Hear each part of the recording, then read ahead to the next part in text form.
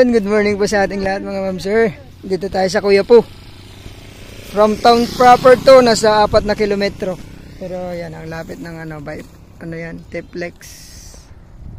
So, along Barangay Road. May mga 35 meters to 40 meters yung frontage nito hanggang doon. Back to back to na. Sige. Siguro hindi dyan siya. Ayun, back to back road. Natatamnan to ng palay. Tsaka may dalawang water supply. Dalawang tubo. Ayan. Yung dyan. Ayan. Back to back road. Pwedeng residential to. Gawing residential farm lot. Pwedeng gawing pagtamnan ng mga improve na gawing parang gano'n, no? Tanim ng mangga tapos mga fruit bearing trees yan. Hanggang dun sa may guava hanggang dito sa may pilapil. So Kuya Po, pwedeng mag-exit po sa Anaw. Tapos pwede din po sa may Teplex Carmen. Teplex Carmen mga 30 minutes. Dito ka na. 25 to 30 minutes pwede. Happy property. Mula dito, diretso doon sa may mga baka. Tapos mayroong farm to market road doon. Diretso doon. So, naging back to back road to ito, mga ma'am sir. Basta yan, nakikita natin yung bundok ng Kuya Po. Tapos hanggang doon yung property. Mga 40 meters, ma'am sir, ang frontage nito. Doon rough road.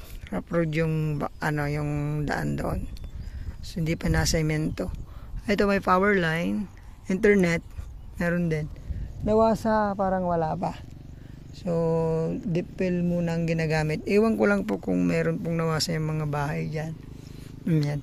Ayan, sana magustuhan nyo to. Rice land. Residential rice land. Pwedeng improve. 1 hektarya, pwedeng gawing resort. Napakahaba po ng frontage din. Tapos back to back road pa siya. Ayun. Ulitin ko, 1 hektarya to. From town proper ng Kuya Po, nasa 4 kilometers ang sukat po ng ating speedometer kanina. Ayun po, maganda po yung klase ng lupa na to. Yung malambot. Pwedeng gulay, pwedeng mais. Yan, mais ang tanim dati. Tapos palay. And so, yun ang asking price ni seller dito. 2 million. 2 million po yung asking price ni seller dito. Lalagay ko po sa description kung sagot niya po ang capital gain tax. Kasi wala po siya nung pumunta kami doon. Pero napicturan ko yung Xerox nito. So hanggang doon yung property. So rectangular shape po, ma'am sir. So yun, sana magustuhan nyo. Bayan ng Kuya Po. Thank you po. God bless sa ating lahat.